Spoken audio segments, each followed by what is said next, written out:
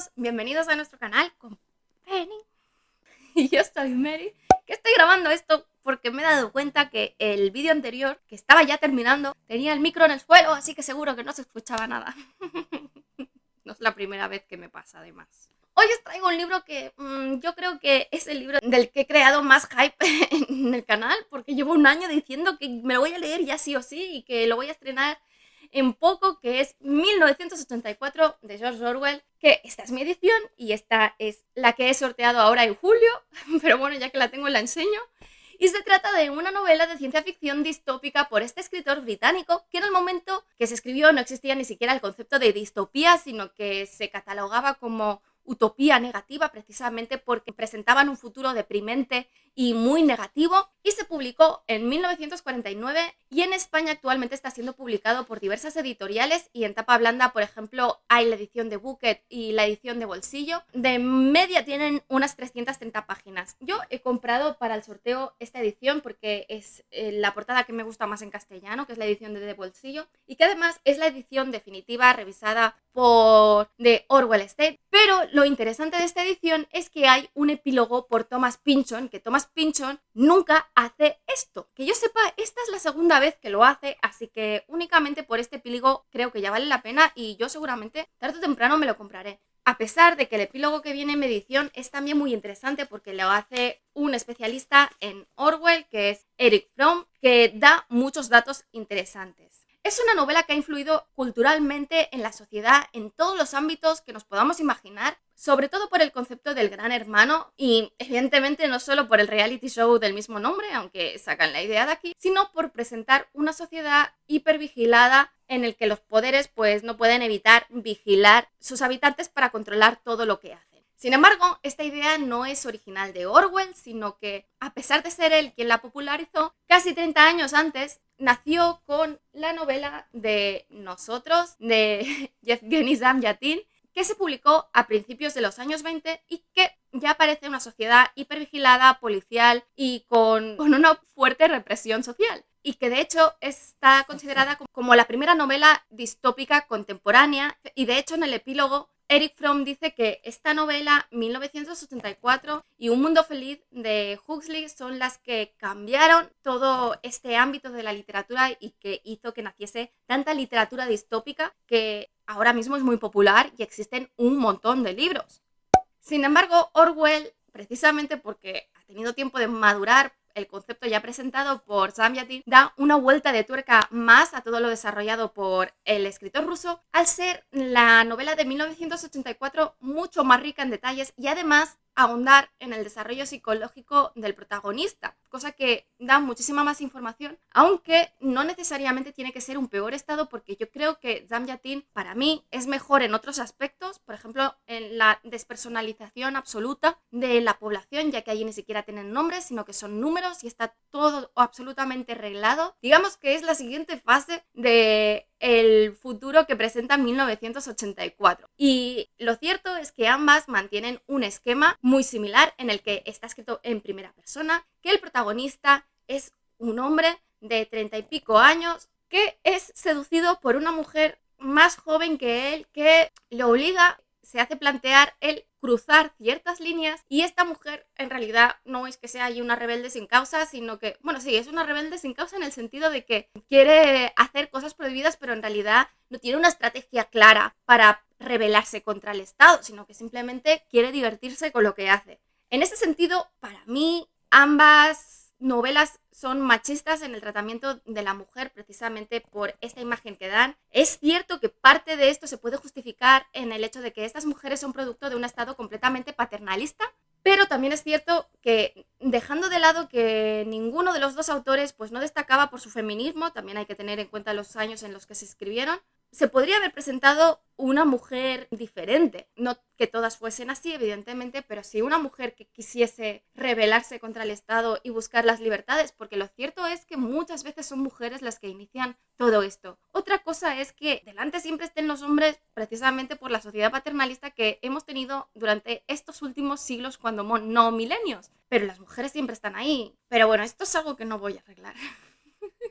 Hay muchas cosas que decir muy interesantes y me interesa desarrollar y explicar el universo que crea 1984, que es algo que siempre se deja de lado. Cuando pensamos en 1984 únicamente pensamos en la cámara, en el ojo, en la figura del gran hermano, pero no en cómo es la sociedad en sí misma y cómo se ha llegado a ese punto. La novela, como os he dicho, está escrita en primera persona por el protagonista, Winston Smith, que tiene un muy buen desarrollo psicológico, aunque claramente el protagonista es el estado policial creado por Orwell y en lo que está convirtiendo a sus ciudadanos. Y Winston es simplemente la excusa, el hilo conductor que sirve para presentar el ambiente opresivo y los diferentes ámbitos de esta sociedad. En general hay pocos diálogos, son párrafos bastante tochos, pero no es difícil de leer ya que a pesar de ser de los años 40 mantiene un buen ritmo y es interesante porque lo explica muy bien y además como el protagonista no está a favor del partido político pues da mucha información. Pero hay una excepción ya que hay varias páginas en las que Orwell desarrolla la política del partido y que esto es como un ladrillo de cemento en medio de un riachuelo porque para totalmente la acción, es prácticamente en formato de ensayo, es muy denso y se hace muy pesado. Es cierto que es interesante lo que explica porque permite entender mucho mejor la situación geopolítica que hay en el mundo, aunque nada garantiza que lo que se dice allí sea cierto, que es algo inherente de esta novela, que nunca el protagonista está seguro de nada, pero que la solución más óptima hubiese sido ponerlo como anexo, como optan muchísimos autores. Pero bueno, como está al final de la segunda parte, principio de la tercera parte, y hay 3 partes, pues bueno, ya te has leído más de la mitad del libro y no vas a dejar el libro en ese momento. Así que cuando os encontréis esa parte, no os preocupéis, porque si seguís, vuelve a transcurrir la acción de forma normal. Por cierto, no os olvidéis suscribiros. Y ahora en la explicación del universo, después de la Segunda Guerra Mundial hubo una tendencia a crear superpotencias, primero mediante la creación de formaciones supranacionales y después pues organizándose todas estas organizaciones en 3 superpotencias que son como 3 superpaíses y las 3 son totalitarias, aunque se escudan en principios diferentes, pero que en realidad todas ellas buscan despersonalizar al individuo cada vez más. Y estas 3 superpotencias son Oceanía, donde transcurre la acción, que está formada por el Reino Unido, por toda América, o sea, por América del Norte, Central y del Sur, Australia y Nueva Zelanda y el sur de África. ¿Qué pinta el sur de África? Pues está allí, ¿no? Es cierto que en ese momento Sudáfrica era colonia, pero bueno, lo cierto es que estaba un poquito lejos para mantenerlo en una guerra permanente. La siguiente superpotencia es Eurasia, que está formada por la URSS y la mayor parte de Europa, y finalmente Asia Oriental, lo que en inglés se llama East Asia, que es básicamente China, Japón y Corea, y países aledaños allí también incorporados. Además, hay varias zonas que son tierra de nadie y que están en disputa continua entre los 3 poderes, ya que son zonas muy importantes en recursos y además con una gran cantidad de población que utilizar como esclava y a su vez garantizan que los 3 poderes estén en guerra constante de 2 contra 1 y cada 4 o 5 años se producen cambios de alianza, de con quién está aliado y quién es el enemigo, para garantizar que la guerra sea eterna y que nunca tenga una solución, puesto que esta guerra manufacturada va muy bien a estas 3 potencias que son totalitarias porque permiten mantener a la población en un miedo y en un estado de terror continuo que hace que facilite muchísimo más su control y que acepten más fácilmente un estado totalitario y policial, porque por ejemplo en Londres, donde transcurre la acción, cada día cae alguna bomba. Así que, bueno, cuando la bomba forma parte de tu vida, pues es evidente que el esfuerzo militar para ganar la guerra es totalmente necesario. Es cierto que Orwell plantea estas 3 zonas como estados totalitarios basados en el comunismo y que Orwell era totalmente contrario al comunismo, especialmente a la URSS y a Stalin. Y El Gran Hermano pues es una sátira de Stalin precisamente porque creía, y la realidad es así, el comunismo se pervertía a la hora de trasladarlo a la realidad. El comunismo era que la mayor parte de la población es pobre y no tiene recursos, son estos los que son iguales, pero los especialistas remarcan que Orwell también quería avisar sobre ciertas tendencias que estaban apareciendo en Occidente, no solamente en Estados Unidos, sino también en Europa. Además, el propio Orwell remarca que la novela es una sátira, que sabe que el mundo imaginado nunca llegaría a ser así, que no habrían 3 superpotencias y que todas serían potencias totalitarias de izquierdas, así que Bueno, es simplemente un aviso para navegantes de hacia dónde estaba yendo el mundo. La trama transcurre en Londres, que pertenece a Oceanía, y en concreto Inglaterra está gobernada por el Partido Socialista Inglés, o como se llama en la neolengua que quieren imponer, INSOC, siendo este el único partido que existe, evidentemente, porque no pueden haber rivales políticos en una autocracia que se precie. Y además todas las personas deben pertenecer a este partido a excepción de la prole. Así, la sociedad se ordena en 3 estamentos. Por un lado hay el círculo interior del partido, que son el 2% de la población, que vive con unas comodidades similares a las nuestras, incluso peores a alguien de nivel adquisitivo normal. Después están los miembros externos, que son el 13% de la población, que básicamente son los funcionarios, son los burócratas que hacen que todo esto funcione y que son los que están sometidos a una vigilancia continua y asfixiante por parte del partido y continuamente inundados por la propaganda del partido que va cambiando de un día a otro para que no puedan llegar a pensar. Estos miembros externos llevan una vida miserable, con muy pocos recursos, con apenas los recursos suficientes para poder comer, y la comida que comen pues es bastante asquerosa. Y que encima viven en las mansiones de la Victoria, que son unos pisos muy anticuados, en muy malas condiciones, y que si se tiene que hacer algún cambio, pues tardan años en que el papel pase por toda la burocracia necesaria para que se produzca un cambio. Esta parte de la población, como os digo, está en la más estricta vigilancia porque vive en un entorno dominado por las televisiones y de hecho todos en sus pisos tienen unas televisiones que no se pueden apagar en ningún momento, simplemente se puede bajar el volumen en las horas de dormir, que está continuamente emitiendo propaganda del partido. Pero esta televisión tiene una doble función, ya que tiene cámaras y micrófonos para vigilar a los miembros del partido en todo momento, para que puedan descargar toda la ansiedad y la ira que provoca este tipo de presión. Cada día hay 2 minutos del odio que es dirigida contra el movimiento rebelde, contra el INSOC, o bien contra la potencia de turno contra la que esté en guerra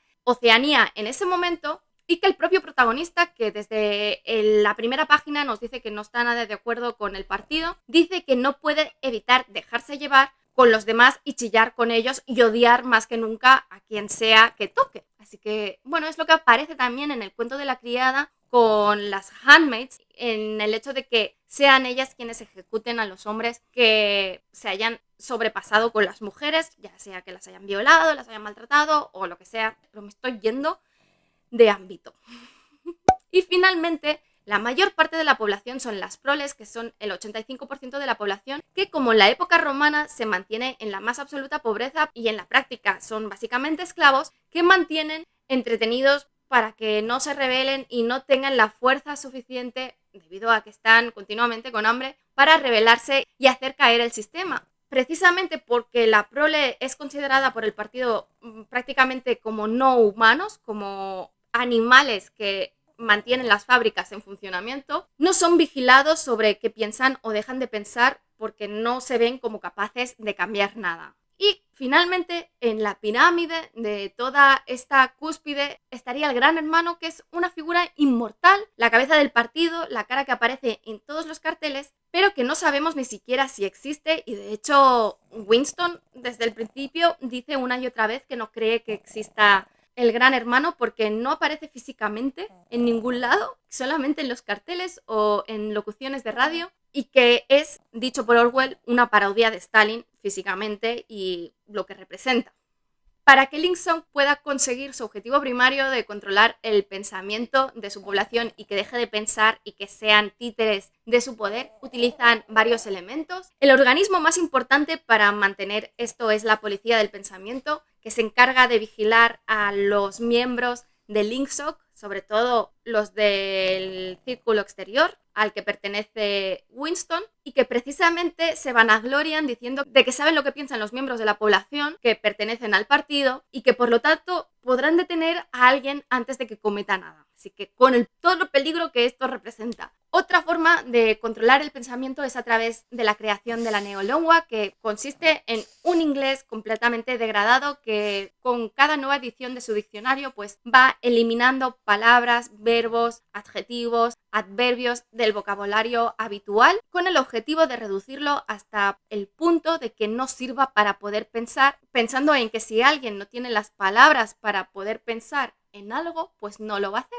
No sé yo si esto funcionaría, porque quizás no sabría transmitirlo en palabras, pero el sentimiento seguiría estando allí. Otro método es mediante la reescritura constante del pasado, y es que se reescribe constantemente el pasado para que coincida con lo que está diciendo en el presente tanto el líder como el partido. El uso del doble pensar, el double thinking, que es un mecanismo que ha triunfado muchísimo en la literatura, que precisamente se describe como un mecanismo para que en el cerebro puedan coexistir a la vez dos hechos, dos pensamientos que sean contradictorios, lo que sabemos que es verdad, que hemos visto en la realidad, y lo que debemos creer de acuerdo con el partido, porque es lo que el partido quiere que creas, y el objetivo es que la persona escoja la verdad del partido y que poco a poco se vaya convirtiendo en su verdad a medida que la realidad se va degradando en la parte de atrás de su cerebro, que es evidente que es un pensamiento esquizofrénico y que crea una sociedad loca. Y finalmente, lo que buscan también es destruir las relaciones interpersonales entre las personas, destruyendo los dos núcleos principales en el que las personas formamos nuestras relaciones y nuestro carácter, que es en la familia. Los niños son adoctrinados desde bebés para que se conviertan en espías y tienen que denunciar a sus padres a la que hacen algo que puede resultar sospechoso, por lo que los padres saben que van a acabar muriendo en manos de los hijos. Y por otro lado, se impone la castidad entre los miembros para que no generen relaciones afectivas y sentimentales, y que las relaciones sexuales únicamente tienen que tener el objeto de producir más personas, pero no de crear núcleos familiares y menos sentimentales. Y el castigo para quien tenga relaciones fuera de las prescritas por el partido, pues es la reeducación, o bien ser directamente vaporizados, que es como lo llama Winston, que es cuando alguien desaparece y ya no se sabe nunca más nada de él. Y para conseguir todos estos objetivos, el partido se divide en 4 ministerios con nombres epítetes del doble pensar y que son antónimos de lo que realmente hacen. El primero es el Ministerio del Amor, Minimor, en neolengua, que es donde está la policía del pensamiento, que precisamente se encarga de castigar, torturar y reeducar a los miembros del partido, cuando no directamente vaporizarlos y ejecutarlos. El segundo es el Ministerio de la Paz, Minipax, que trata de los asuntos de la guerra y no de la paz, y se encarga de que la guerra sea permanente. El Ministerio de la Abundancia, y que planifica la economía no para que sea cada vez más abundante, sino que recorta cada vez más los recursos, sobre todo la comida, precisamente porque quieren encontrar el punto de subsistencia en que los habitantes continúen siendo productivos, pero que no tengan la energía suficiente como para pensar. Y aunque lo promociona como que cada día es mejor y cada día hay más cosas, en realidad la cuota es inferior a la que había el día anterior. Y finalmente el Ministerio de la Verdad, Miniver, que es el ministerio encargado de manipular y destruir los documentos del pasado que contradicen la versión oficial de ese mismo día del Estado. Y cuando os digo esto, no son solamente los documentos históricos o los diarios, sino que es todo. O sea, se reescriben los libros, se rehace el cine, se reescribe la radio, para que no exista ningún documento físico al que nadie pueda acceder para corroborar su recuerdo. Como ves, es una sociedad totalmente horrible. Y finalmente la reseña. El protagonista de la novela, como he dicho, es Winston Smith, un hombre de 39 años o 38, que forma parte del círculo externo del partido y que trabaja precisamente en el Ministerio de la Verdad, reescribiendo diariamente el contenido del pasado. En concreto, él está en el ámbito de la prensa escrita y de los documentos oficiales, y cada día cuando llega, pues recibe a través de unos tubos, como por ejemplo en los supermercados cuando meten el dinero, ahí en los tubos estos que se va el dinero, del que salen pues las tareas que debe llevar a cabo. Y la ironía es que siempre se alude a un error, a un typo, a una transcripción errónea, pero nunca a que se haya producido un cambio de la versión oficial. Desde el principio, Winston explica que él es plenamente consciente de todos estos retoques que hace, que puede incluso recordar cuando ha habido cambios de alianzas en las guerras, aunque se venda que siempre se ha estado en guerra con un mismo país y sabe que esta falsificación de la realidad del pasado se hace precisamente para que coincida siempre con la versión del Gran Hermano y del partido como poseedores de la verdad y sabedores del futuro. Y esto es porque nunca ha sido capaz de perfeccionar el doble pensar y es incapaz de olvidarse de las realidades del pasado y que su tarea consiste precisamente en falsificar como si le parece que saben hacer sus compañeros de trabajo. En las primeras páginas explica cómo la hipervigilancia le provoca una terrible ansiedad que hace que esta ansiedad se traduzca en síntomas incluso físicos y que tiene un miedo atroz en que en un momento dado no consiga controlar su cara para que su cara sea de póker y de creedor absoluto en el partido, o que bien alguien le delate porque haya hecho algo sospechoso o que crea esa persona que es sospechosa. Si bien al mismo tiempo dice que sabe que está condenado a acabar siendo detenido por la policía del pensamiento, pero que quiere que este tiempo se alargue todavía más y además explica que no solamente él, que es contrario a las ideas del partido, sino que incluso algunos de sus colegas con los que tiene más relación, que son aparentemente creyentes totalmente del partido, pero que son demasiado inteligentes y el INSOC no los dejará libres porque solamente quiere borregos siguiéndolos. Esta ansiedad precisamente hace que esté buscando continuamente una alma afín en los movimientos y micromovimientos de las personas que están a su alrededor, consolándose en que a pesar de toda la propaganda del partido sobre la policía del pensamiento y el doble pensar, sus pensamientos son solamente suyos y nadie puede tocarlos ni acceder a ellos. Pero toda esta esquizofrenia del pensamiento se traduce en varias cosas, como por ejemplo en que se convence a él mismo de que O'Brien, el superior de su departamento y miembro del partido interno, es en realidad miembro del movimiento rebelde liderado por Emanuel Goldstein, que se llama La Hermandad, a quien se dedican normalmente los 2 minutos del odio cuando no se dedican a la guerra. No se plantea llevar a cabo una resistencia activa o encontrar esta hermandad, sino que confían que la prole, que son el 85% de la población, en un momento dado se termine rebelando y simplemente haga caer al régimen por el peso. Las mujeres por las que se siente atraída son siempre putas y espías, odiándolas por ello, incluso teniendo fantasías de cómo estrangularlas y matarlas. Y que en los 2 minutos de odio, como ya he dicho antes, no puede evitar que la fiebre de la gente por la que se rodea pues le termine poseyendo también a él y acabe chillando como el que más, a pesar de que es algo completamente irracional y que sabe que es algo que está siendo manipulado por el partido. Como muestra de rebeldía, Winston ha comprado en un barrio de la prole un diario en el que escribe por las noches en una mesa que está justo en un punto ciego de la televisión para que las cámaras no lo vean, y en el diario pues escribe todos sus pensamientos y se desahoga completamente porque piensa, bueno, si encuentran mi diario ya solamente por encontrar el diario ya me van a ejecutar, pues aquí puedo decir lo que sea y cuando me pillen me han pillado. Sin embargo, esta rebeldía interna y estas micro rebeldías cambian, todo su mundo cambia cuando una chica de poco más de 20 años que pensaba que era una espía y que la quería matar precisamente por eso, Julia le hace llegar una nota en la que le dice que le quiere y esto hará que Winston cruce la línea y empiece a tomar otro tipo de riesgos y decisiones. Y eso es todo, se ha alargado, lo sé, lo siento, pero espero que os haya gustado. Si es así, dadle al like, dejad comentarios sobre lo que pensáis. Si no estáis suscritos, suscribíos y sobre todo dadle a la campanilla para que YouTube os avise de cuando cuelgo nuevos vídeos. Nos vemos en el siguiente vídeo.